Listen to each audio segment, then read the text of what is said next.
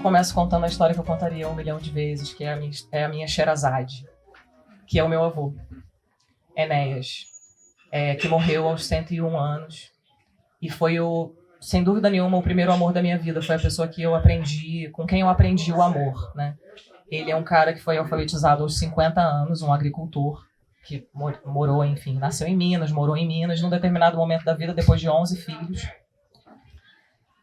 resolveu que era o momento de como muitos brasileiros, né, tentar morar numa cidade para que os filhos pudessem estudar e o ciclo não se repetisse, né? O ciclo lembro da minha mãe é mais novinha, e minha mãe falava, a gente fazia absolutamente tudo, até o sabão, né? Não tinha essa de comprar nada, assim, ainda mais com esse contingente familiar, né? Cada um meio que se especializava numa coisa. E aí teve um momento de colocar essas 11 crianças, né, num caminhãozinho fechadinho e sair de Minas para ir para Petrópolis, onde a minha família ainda vive até hoje, para que os filhos pudessem estudar. E a imagem que fica na minha cabeça imagine comigo, receber essa herança ancestral, né? Deles chegando nesse caminhãozinho para morar numa casa que eles não sabiam como era, tipo um tio de um amigo viu uma casa e falou, vem que dá. E assim eles largaram tudo para trás, toda a vida, né? Meu avô tinha 50 na época, estava recomeçando naquele momento, analfabeto funcional, e colocou todo mundo no caminhão para chegar em Petrópolis e os filhos dormirem no mar de colchões. Essa era a imagem que ficava na minha cabeça, do marzinho de colchões, onde os filhos eram acomodados para dormir, e com saco de arroz e feijão, e o mínimo que desse para aguentar 1 mês, pelo menos, que era o tempo dos mais velhos começarem a correr atrás de trabalho. A notícia um grande milagre aconteceu e todas essas pessoas conseguiram minimamente estudar, dar melhores condições de vida para os seus descendentes, né? E Natal hoje lá em casa é aquela coisa de 57 pessoas sem os agregados, assim, sabe? Só o núcleo duro, essa confusão de gente e tal, mas eu porto essa... É como se eu tivesse estado na boleia daquele caminhão também, né? Apesar de só ter chegado muito depois, eu herdo essa história. E meu pequeno núcleo, pai, mãe e irmã, a gente morou com meu avô, na casa do meu avô, até o momento em que eu saí de casa para fazer faculdade. E o vô era uma figura, vou descrever ele para vocês poderem acompanhar junto comigo. Imagina um homem alto, como o Luiz, assim, bem alto. Quando eu nasci, ele já tinha seus 70 e muitos, então já era um senhor, né? Com os cabelos brancos absolutamente bem penteados, era uma coisa que ele fazia muita questão. Com um molho de chaves, de todas as chaves, das chaves das casas por onde ele já passou, cujas portas já nem existiam mais. Esse molho de chaves está comigo hoje, é a minha herança. E ele andava pela casa com aquele barulho, então eu sabia que o vô estava chegando com aquelas chaves balançando na calça dele.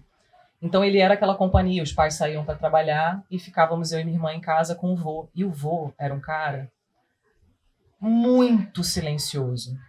Raramente ele ia abrir a boca para falar alguma coisa. Ele era uma presença, ele estava do seu lado, ele estava te fazendo companhia, mas ele era absolutamente silencioso. E a gente tinha uma relação muito baseada no amor, assim, baseada no afeto, que talvez tenha sido difícil para ele de viver com os filhos, porque imagina a torada, né, de criar 10 filhos e nem sempre a prática do amor afetuoso é tão fácil quanto a prática do amor de quem cuida, né? Acho que são duas coisas que a gente vai entendendo conforme a gente vai entendendo o que é família, né? As bordas entre o que é cuidado e o que é afeto, onde isso se resvala, onde não, né? E aí, aos 16 anos, eu saí de casa e me despedi do vô para ir fazer faculdade no Rio de Janeiro. Foi extremamente triste, porque ele sabia que eu não voltaria para morar em Petrópolis, eu também sabia que eu não voltaria, e era a nossa despedida da convivência diária, né, do miudinho, de saber o que estava acontecendo na vida um do outro e tal. E ele tinha muita dificuldade para ouvir, então o telefone não era uma possibilidade de comunicação para a gente. E eu fazia o esforço de voltar a Petrópolis nos finais de semana, o máximo que eu podia, para encontrar com o vô. Ok, vida seguiu. quando o vô estava lá para os seus 99 anos, 98, 99, ele começou a ter dificuldades físicas. É um enorme privilégio da vida, né? Ele viveu 98, 99 anos pintando a casa sozinho todos os anos, pulando o muro do vizinho para roubar louro, sabe? Para botar no feijão. Uma pessoa, assim, muito vigorosa. Um corpo realmente, assim, forte. E ele começou a ficar um pouco mais debilitado. As minhas tias proibiram ele de pular o muro do vizinho. Ficou danado com essa proibição. E começou a rolar o tédio, né? O tédio do envelhecimento começou a bater para ele. E aí eu tive uma ideia de comprar um caderno desses grandes, assim, de escola, né? E fazer uma espécie de roteiro de perguntas para que ele pudesse contar as histórias da família. Eu tenho uma dificuldade, assim, de montar a minha árvore genealógica muito para trás, porque é muita gente, sabe? Eu me perco, a tia tal, o avô tal, eu fico meio perdida e eu tenho uma agonia de não ter a fonte para quem você possa virar e falar, tio, quem é quem mesmo? Alguém que saiba, né, quem está para trás. E me bateu aquela verdade de, bom, esse homem que você tanto ama e que é o último portador da ancestralidade, em algum momento ele vai desaparecer. Você vai ter que assumir isso para você mesmo. E quando eu comprei o caderno, foi o meu movimento de medo, mas um medo esperançoso de que, de alguma maneira, se ele escrevesse, eu poderia também portar aquela como segunda mão, né? Aquelas histórias que estavam ali para trás. E assim eu fiz. Comprei o caderno, fiz algumas perguntas iniciais, sentei com ele, expliquei o que eu gostaria que ele fizesse. Ele ficou meio cabreiro, assim, mas como assim? Vou contar minha história, contar o quê e tal, mas ok, se entregou para a experiência e começou a fazer as primeiras anotações. E eu ligando para casa todos os dias, e aí, como é que tá? Como é que eu vou estar? Vou estar pegando o caderno? Sim, ele pega o caderno todo dia, tá lá na mesa da cozinha, anotando alguma coisa, e eu acompanhando como estava a história. Na segunda semana de anotação, a minha tia virou e falou, olha, eu acho que não tá fazendo bem para ele. Ele tá ficando triste, ele tá lembrando de coisas, né? Tá aí uma das que eu acho que é, assim, uma das travessias de mata fechada que quem escreve faz. Que é acessar coisas que estavam tão subterrâneas que talvez você achasse que nem existiam mais, né? E ele começou a ficar amuado com aquilo, né? Quem sou eu para deixar meu avô amuado, né? Eu já fiquei com o coração apertado na hora. E falei, não ele queria cumprir aquilo para mim, sabe? Não, ele me chamava de Juju e ele falava, não, a Juju quer. E aí eu, obviamente, alforriei ele daquela, né? Vou, larga isso pra lá, não tem problema nenhum e tal. Mas minhas tias continuavam me reportando, olha, ele continua pegando o caderno. Inclusive, ele pediu outro caderno. Ele pediu para você trazer outro caderno. E eu comecei a levar outros cadernos para ele. Levava a caneta e o caderno exatamente sempre igual. Ele gostava que os cadernos fossem iguais. E assim ele ficou um tempo com aqueles cadernos. E eu falando, gente, mas o que ele está anotando nos cadernos, né? E ele tocou a vida dele com aqueles cadernos, eu toquei a minha vida até o momento em que eu estava lá beirando os meus 30 anos e eu tive a coragem de admitir para mim mesma que eu queria ser escritora. Eu tinha uma outra profissão que ocupava, né, totalmente os meus dias. Ser escritor para mim era, sei lá, tão distante quanto, sei lá, começar uma horta orgânica. Eu não tinha informação nenhuma sobre aquilo, sabe? Eu tinha que meio que aprender do zero. Mas resolvi admitir para mim mesma que eu faria a ruptura. Eu queria o corte. A partir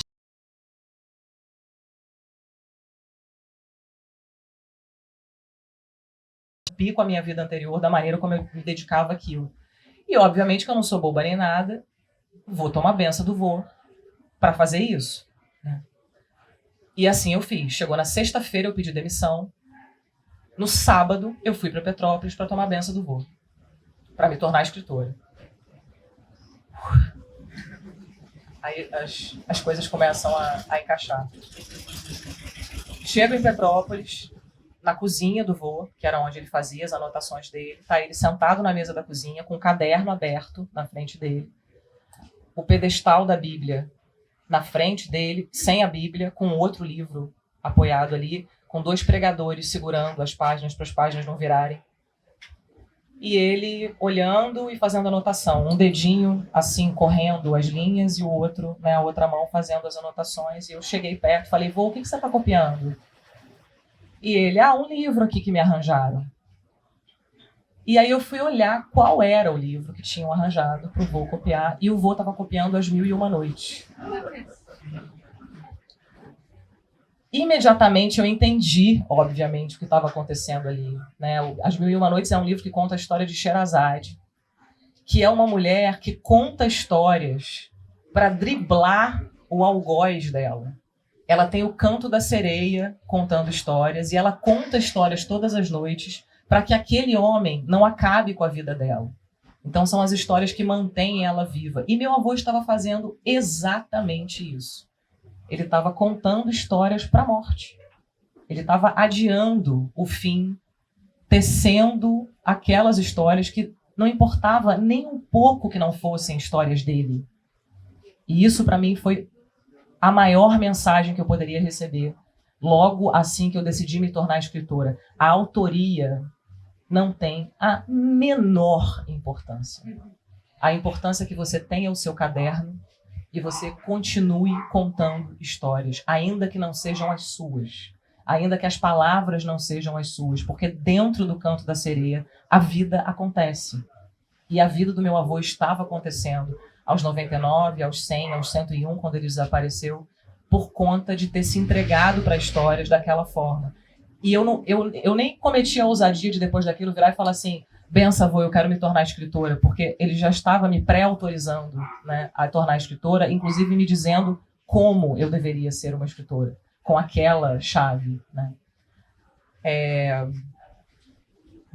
A história não acaba. Ele continuou anotando aqueles cadernos durante os últimos anos de vida dele, ali nos 2, 3 últimos anos de vida dele. E quando, enfim, ele por fim desapareceu por um absoluto pretexto da existência. Aos 101 anos, ele tinha aquela coisa de infecções urinárias que eventualmente acontecem com os idosos, né? E chega uma hora que a criatividade é deixar de existir. Morrer não é o oposto. Morrer é continuar sendo criativo. E era aquilo que eu vi acontecendo no vô, sabe? E ele desapareceu e minhas tias fizeram aquela coisa de o que fica com quem.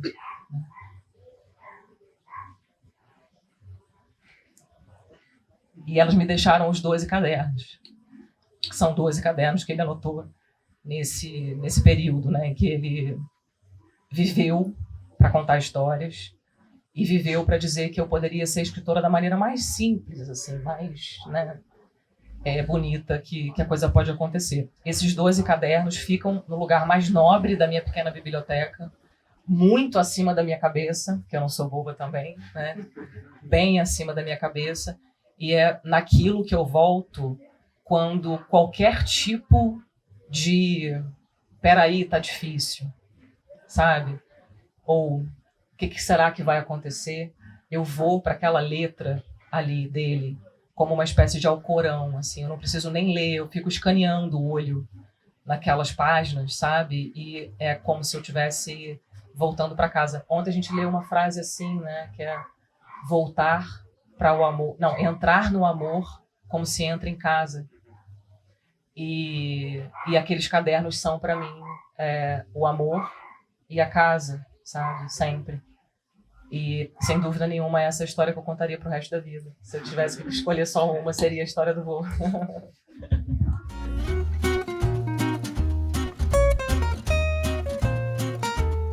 Vou fazer uma pergunta um pouquinho mais simples, então, agora. Teve algum momento que você entendeu que você poderia escrever do seu jeito? Teve um acontecimento, depois que eu falei assim, quero ser escritora, que a minha primeira intuição foi me enfiar numa oficina de escrita, porque eu achei que valia a pena estar perto de pessoas que estivessem vivendo mais ou menos a mesma coisa que eu, né? tentando fazer aquilo. E eu tive uma grande sorte, que eu continuo tendo até hoje, que é não ter lido tudo do mundo. Não conhecer o cânone inteiro, não ter um grande acervo de leituras, conhecer a literatura mundial e aí começar a escrever. Porque às vezes, isso é uma coisa que de repente eu escutei.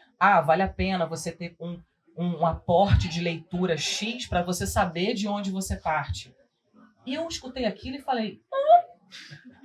Tipo, isso destrói os contadores de história. Os contadores de história não existiriam se essa fosse uma verdade. Meu avô não seria um contador de história. Toda a minha família não seria contador de história se a gente tivesse que partir do cânone, né? Ou da literatura mundial. Eu absolutamente não peguei para mim esse buquê. O primeiro livro da Ju, Entre as Mãos, ele tem 4 anos, mas ele também acho que levou mais ou menos uns 4 anos para ser escrito, pelo que eu lembro, né? E nesses 4 anos, estava pensando assim, bom, demorou 4 anos e de repente a Ju publicou o livro e o livro chegou e levou prêmios do tipo Prêmio Sesc, que é super importante no país, a PCA, que várias pessoas aqui conhecem, foi indicado para Prêmio São Paulo de Literatura, até o Oceanos, que é de todos os escritores da língua portuguesa. Mas a pergunta, na verdade, nesse tempo aí, estava tendo um esforço para se colocar como escritora, para nascer como escritora? Difícil, talvez? Não, eu não fico pensando nisso, não. Eu acho que é só o tempo de... Bom, o primeiro certamente durou tanto tempo porque ele é um reflexo do meu aprendizado, né? Eu sou muito agradecida a esse livro porque eu acho que ele me ensinou um monte de coisa, assim. Tipo, olha, vai por aqui, tenta por aqui, sabe? Ele é uma espécie de meu professor também, assim. Ele me ensinou a escrever ele. Então, eu acho que eu demorei tanto tempo porque eu não planejo, né? Quando eu estava falando a coisa da memória, eu não planejo a história a priori. Eu não sei o que é a história a priori. Então, isso me faz ir e voltar. Eu fico nesse trânsito de escrevo um pouco mais, descubro algo, volto, refaço, avanço mais um bocado, descubro algo, volto. E isso, para mim, é a delícia de escrever. Se eu planejar a priori, tem escritores que trabalham com uma coisa maravilhosa chamada escaleta, que é todo um planejamento capricorniano, sabe? De quem é o personagem, como ele é, o que ele faz, o que ele vai fazer, arco narrativo, o que acontece. Eu fico fascinada vendo uma coisa daquela, de como a pessoa é capaz de ter tamanho domínio sobre os próprios desejos. Eu não tenho nenhum domínio sobre o meu desejo. E já me entreguei a esse modo de existência, sabe? Então, eu vou ali, vou fazendo, vou descobrindo, volto atrás e tal. Eu acho que esse levou 4 anos também, por ser o primeiro. E, enfim, é uma história que tem a sua própria arquitetura, digamos assim, que era um pouco... Assim, foi meio inconsciente, mas é um livro que, além de contar uma história, ele conta uma história de uma determinada forma. Foi uma doideira fazer isso de primeira, mas aconteceu, não foi planejado, eu não estava ali falando assim, isso aí, eu vou ser essa escritora. Não, sabe, aconteceu a coisa. E já o Humanos, ele foi escrito no primeiro ano de pandemia. E eu acho que dá para comparar a densidade do tempo, sabe? O primeiro ano de pandemia, tem a densidade de 4 anos do período anterior, porque aquilo foi tão denso, né? Então, assim, eu estava desesperadamente precisando me concentrar em alguma coisa para não pirar. Então, eu acho que eu também levei 1 ano, porque foi aquele ano de não largar o osso, sabe assim? Ou Entre as Mãos eu estava fazendo mestrado, eu estava trabalhando em outras coisas fora, né, de casa e tal, que consumiam mais tempo. Esse aqui, ele quase foi minha vítima, né? Porque eu não largava dele, assim, sabe? Eu precisava dele para fazer aquela travessia.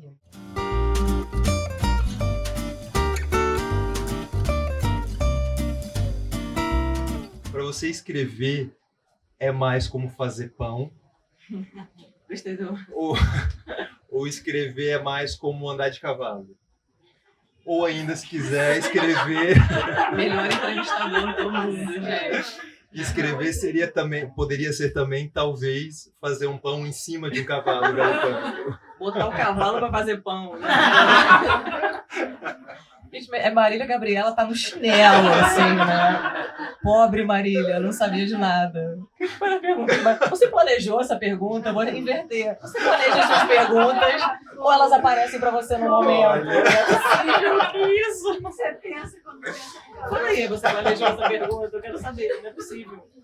Olha, desde que eu comecei a ler o livro da Ju, Humanos Exemplares, foi uma coisa muito fácil desenhar as perguntas que eu queria fazer, porque, assim, esse livro mexeu tanto comigo e tem tanto, além de ele ser lindo de ler, tem uma coisa ali que foi, né, por mais que ela tenha falado que o outro livro teve uma forma de escrita e tal, né, uma coisa que talvez seja mais complexa, nesse livro, aparentemente não tem essa forma de escrita nem nada, mas em todo momento eu ficava pensando assim, como é que se fez isso? Como é que se fez aquilo? De alguma maneira isso aparece, de alguma maneira eu te via lá às voltas com aquela ideia, escolhendo aquela palavra.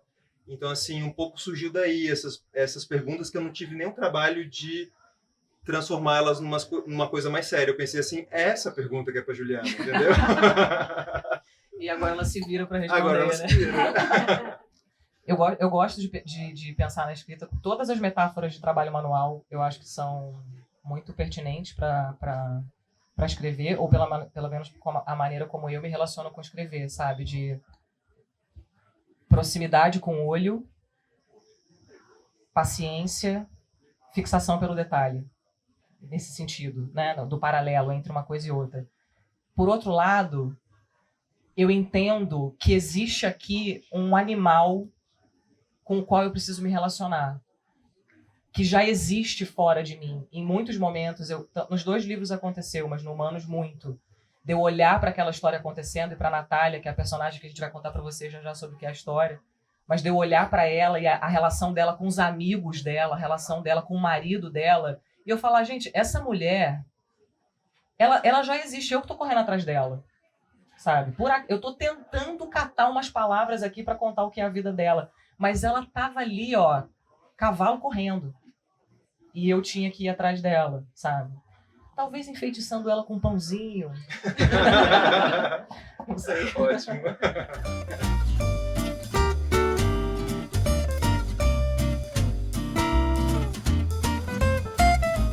Eu convidei a outra Natália, né, para fazer uma leitura de alguns trechos.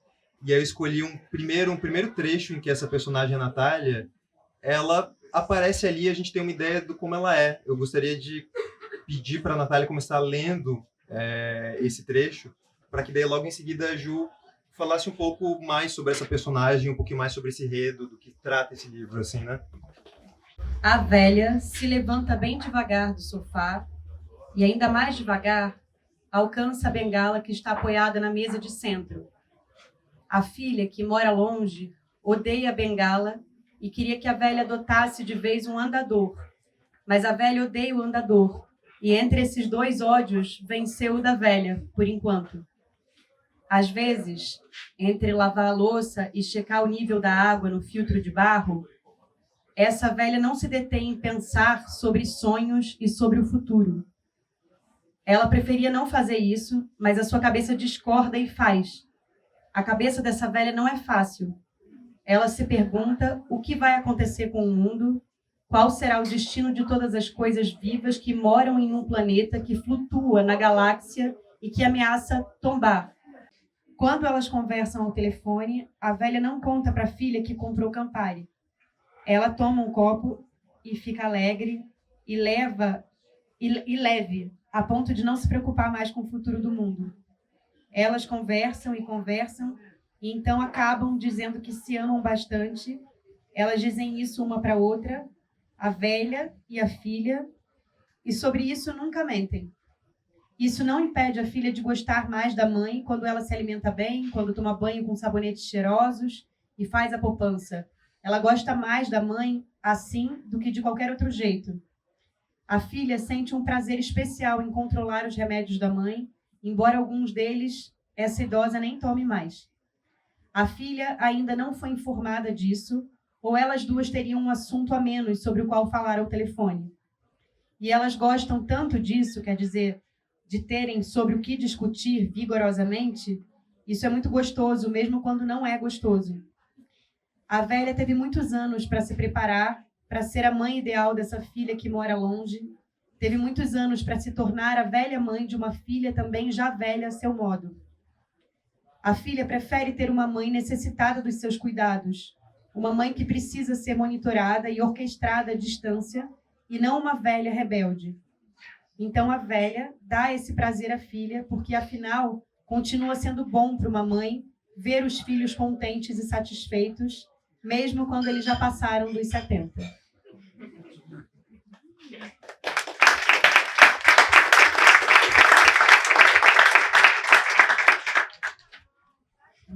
Não lembrava dessa parte. Então, vou apresentar para vocês quem é essa velha. Natália é o nome dela. Ela é uma mulher que está aí pelos seus 100, 101. Abafa. E ela, no momento em que a gente entra no livro, né, ela tá sozinha, ela mora sozinha nesse apartamento, que foi o apartamento onde ela morou a vida inteira com um companheiro, e ela criou essa tal filha que mora longe. Esse é o nome da filha no livro, a filha que mora longe. E o que a gente acompanha é que existe algo do lado de fora desse apartamento, que no contexto do livro é chamado de ameaça exterior, e que impede essa mulher de sair. Ou seja, o mundo dela está reduzido àquelas paredes ali do apartamento, e o único movimento que acontece a partir do aparelho do telefone, que toca sagradamente todos os dias, trazendo a voz dessa filha que mora longe, e que acontece a partir do telefone. É uma filha no telefone, né? E o que a gente testemunha, né, a imagem da capa é um buquê. Aqui, deixa eu mostrar para todo mundo. E essa é uma imagem bastante importante para o livro e proposital na capa, porque o que a gente passa a acompanhar é essa mulher ali no seu apartamento fazendo uma espécie de junção de todas as rosas que foram os humanos com quem ela conviveu ao longo desse século de vida, para finalmente chegar com o seu buquê de humanos, né? Essa é uma imagem que a Natália constrói de que você é tão bem sucedido na sua existência quanto bom colecionador de humanos você for. Então, atente-se à sua coleção de humanos, né? A quem vai perto de você e a quem traz algo para o lado da sua vida. E ela é uma mulher que viveu a resistência da ditadura. Ela tinha uma grande turma de amigos que é muito presente no livro e que com quem ela viveu a juventude e viveram a resistência à ditadura. E, de alguma forma, ela vai fazendo uma espécie de costura, né, de dobra no tempo entre inúmeros momentos em que a humanidade precisou se esconder para sobreviver. Ela trata isso de uma maneira não nova. Essa tal ameaça exterior que faz com que as pessoas tenham que se esconder para sobreviver não soa nova aos ouvidos dela. E ela começa um pouco a entender que talvez o homem das cavernas já tenha lá fundado um pouco do nosso DNA, ao qual a gente pode recorrer em todos os momentos em que a humanidade precisa rapar fora para continuar existindo, né? E ela vai fazendo uma espécie de reconhecimento desses momentos, inclusive colocando a ditadura um pouco como uma certa semelhança, né, entre o que a gente viveu na ditadura, o que os resistentes viveram na ditadura, e o que é possível entender dessa tal ameaça exterior, né? O livro, propositalmente, não tem cronologia, não tem data. A gente não sabe exatamente em que momento ela está vivendo, né? A única data mais ou menos aproximada que a gente sabe é o momento da ditadura, então ela poderia estar viva hoje, essa ameaça exterior poderia ser a pandemia, como ela poderia estar viva até mais ou menos 2033, e vai saber qual é a ameaça exterior que está no mundo de 2033. E essa falta de nome, né, é proposital no contexto do livro, porque tem uma imagem, né, que ficava bastante forte para mim no começo da pandemia, que era aquela sensação de reduz o seu mundo, quanto menor o seu mundo puder ficar, quanto menos você puder se movimentar, quanto mais quieto você puder ficar, maior a sua chance de seguir existindo. Para mim, essa era a mensagem inicial da pandemia, né? E eu fiquei muito, assim, movida e mexida do quanto isso se assemelhava ao envelhecimento. E aí eu pensava no meu avô. como essa pessoa com quem eu ficava pensando, se o vô tivesse vivo, talvez eu pudesse perguntar para ele como atravessar isso melhor. Com quem eu poderia me aconselhar? Quem poderia saber um pouco mais sobre essa experiência de recolhimento? Mas experiência de recolhimento sem abrir mão da sua vivacidade. Que eu acho que aí foi que a gente tomou um baile na pandemia. De achar que aquela redução da vida era viver menos, era perder coisas. A gente estava deixando de apreciar o mundo, deixando de apreciar a nossa própria vida. E os idosos estavam falando, bem, aqui estamos, aqui está a nossa vivacidade e estamos vivendo assim há alguns anos. Talvez vocês queiram saber algumas coisas, sabe? E a Natália, para mim, era essa mulher com quem eu me aconselhava. Porque ela era essa mulher de 100 anos, confortável na sua própria memória, confortável em reunir ali aquele buquê de humanos para se provar viva. E assim que ela se provava viva, inclusive contra essa imagem da filha que mora longe, que tenta controlar ela em alguns instantes e até, às vezes, de uma maneira condescendente, né? De olhar e falar, talvez você precise de ajuda para entender quem você é, talvez você precise de ajuda para entender o que está acontecendo no mundo. E Natália absolutamente se insurgia contra isso, né? Ela falava, de jeito nenhum, o mundo continua sendo meu, é tão meu quanto seu. Eu tenho aqui a minha perspectiva sobre o mundo, eu tenho um ponto de vista sobre o passado. É uma das frases que eu estou lembrando agora que ela disse em algum momento, né? Eu tenho como olhar para o passado com os olhos do presente, e isso me faz viva. Eu estou tão viva quanto você, não é porque você ainda é produtiva, ou tem um emprego, ou tem um salário, que a sua vida seja mais, tenha mais vivacidade do que a minha, né? Ela é uma velha rebelde, docemente rebelde.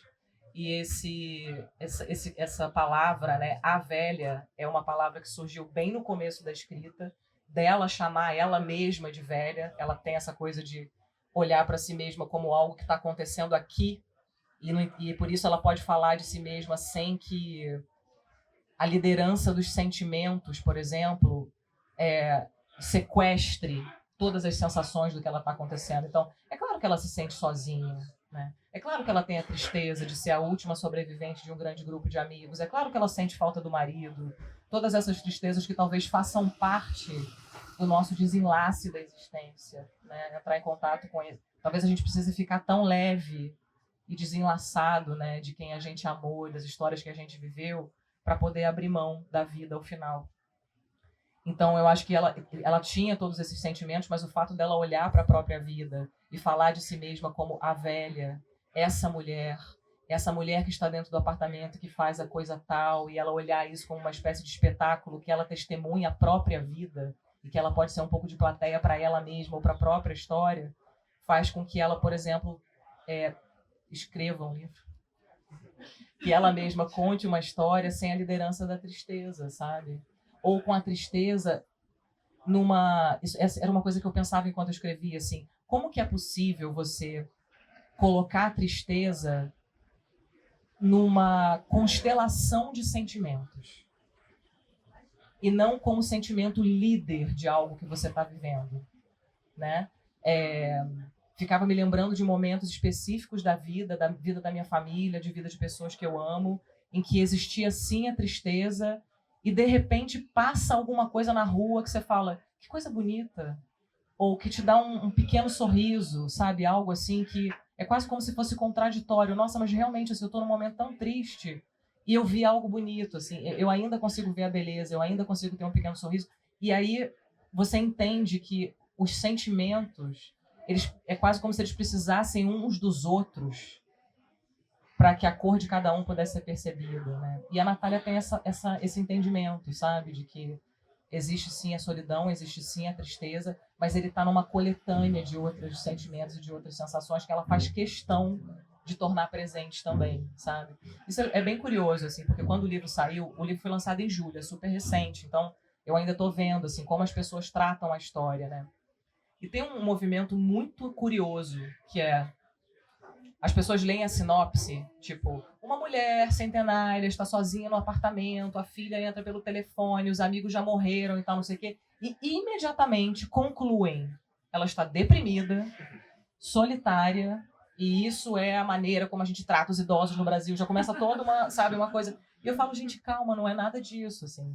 Existem outras perspectivas e existem outras coisas fora do estereótipo, né? A singularidade da vida acontece para além dos estereótipos. A singularidade da vida batalha contra os estereótipos, né? E ela tem esse retratinho.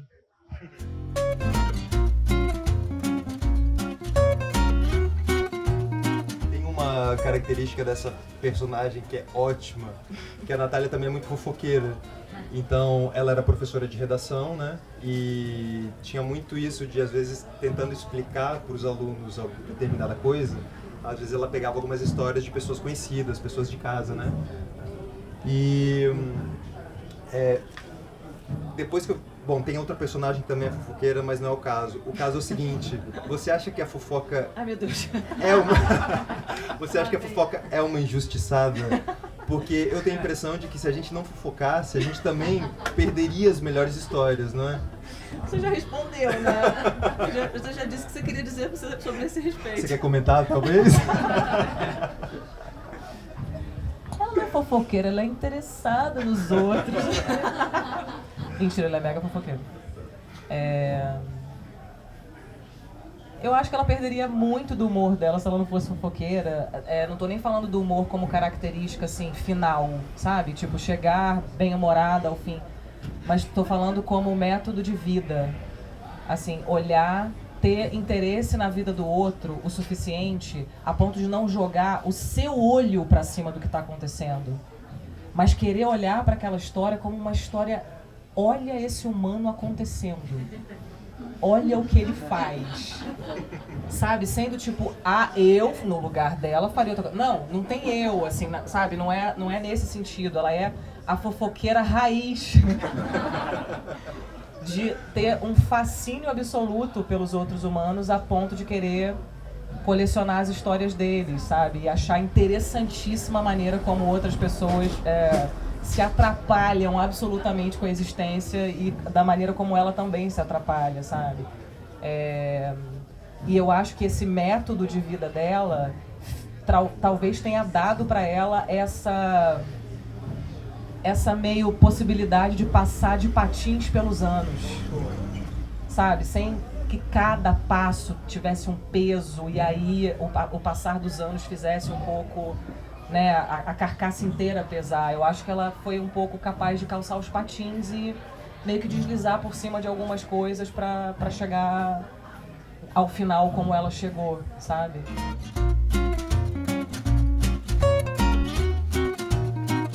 Isso tem uma coisa que... Eu sou chegada em ler coisa de budismo, assim, eu gosto muito de estudar budismo. Eu fui criada no catolicismo, depois... Fui para a Umbanda, uma longa travessia na Umbanda e nos últimos anos dei uma mergulhada no budismo, que fez minha cabeça de uma forma assim muito forte.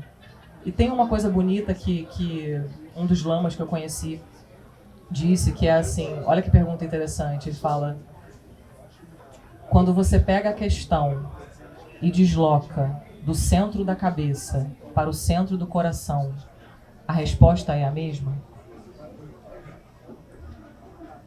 E ele fala, são perguntas sem resposta, né? São perguntas que não são para serem respondidas, é só para que você fique com essa espécie de oco que imediatamente abre na gente quando você se depara com esse tipo de questão.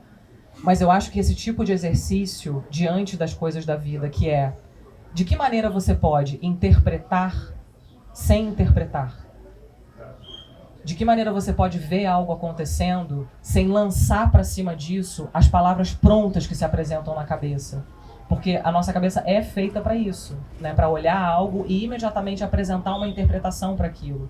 Um pouco ao modo de quem precisa conduzir um carro e saber o que a placa diz, num lance de olhos, né?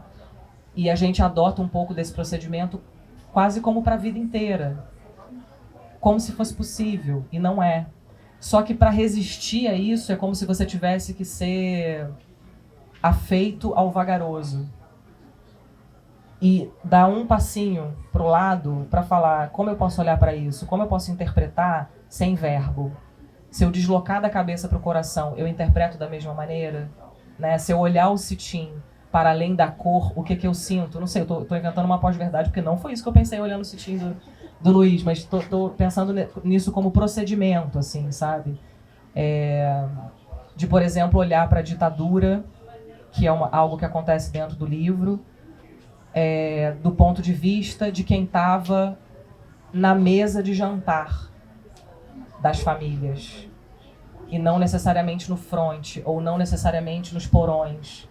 Né? Pensar que enquanto aquilo tudo existia, e talvez sejam as histórias que a gente mais tenha ouvido falar, até pela brutalidade envolvida e tal, existia misteriosamente uma mãe cozinhando um macarrão para alguém. Como se o cotidiano absurdamente continuasse existindo em tempos extremos. E isso, talvez isso tenha tido impacto na minha forma de imaginar, porque quando entrou a pandemia, eu me sentia muito estranha fazendo coisas cotidianas. Por exemplo, colocando um pedaço de chocolate na boca. Teve esse momento assim, de olhar para aquilo tudo que estava acontecendo, vendo aquelas notícias no jornal, tendo medo de que as pessoas que eu amo morressem, e de repente eu botar um pedaço de chocolate na boca e falar: que prazer. E a cabeça não sabia onde encaixar aquele prazer no meio da história toda. E, no entanto, é exatamente esse procedimento que fez a humanidade vir até onde ela está hoje. Né? Exatamente nesse conflito entre como as coisas acontecem e como o nosso próprio corpo produz maneiras de confrontar essa realidade que é muito pesada. Já me perdi completamente na pergunta, para o outro lado.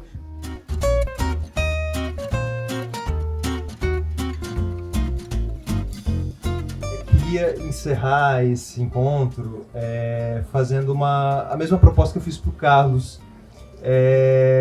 exatamente como o Abu Janra fazia no programa no programa Provocações. Tem um momento final que ele pede para falar para a câmera, mas nesse momento você vai falar para todo mundo que está aqui umas palavras de encorajamento, e é assim que a gente termina.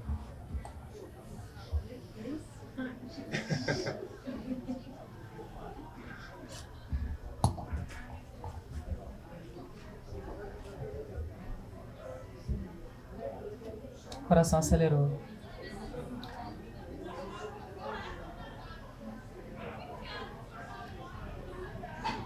Vou falar sem meu nome. Aqui eu não falo como Juliana, e não falo para vocês com o nome de vocês. Falo de humana para humanos. E proponho que, para a gente falar essas palavras que eu ainda não sei quais são, mas em alguns segundos eu vou saber, que a gente possa escutar junto o que está sendo dito aqui, abrindo mão por alguns segundos de quem a gente acha que a gente é, da nossa identidade, do que a gente faz, do crachá que a gente veste, da profissão que a gente diz que a gente é, da família de onde a gente vem, do nosso sobrenome, dessas coisas que em alguns momentos parecem ser tão importantes para atribuir valor ao humano que a gente é. E a minha proposta aqui é que a gente possa escutar essas palavras despido de todas essas camadas.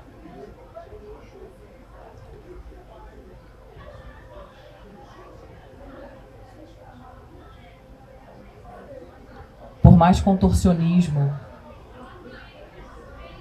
que o mundo possa fazer, que a política possa fazer, e que outras pessoas em sistemas de hierarquia possam fazer diante de nós, e eu estou falando de país, mas eu também estou falando de família, de comunidade, de cidade, de espiritualidade, de todos esses encontros de pertencimento, por mais acrobacias que tudo isso possa fazer diante de nós, a vida não pertence a ninguém a não ser ao indivíduo. A vida não pertence a ninguém a não ser a nós mesmos, a mim, a cada um de vocês, e é a nossa decisão absolutamente soberana e absolutamente livre chamar isso pelo nome que a gente quiser. Ainda que seja um nome que a gente ainda não criou, que a gente ainda não sabe qual é, em algum momento a gente vai escutar esse nome vai chegar no ouvido.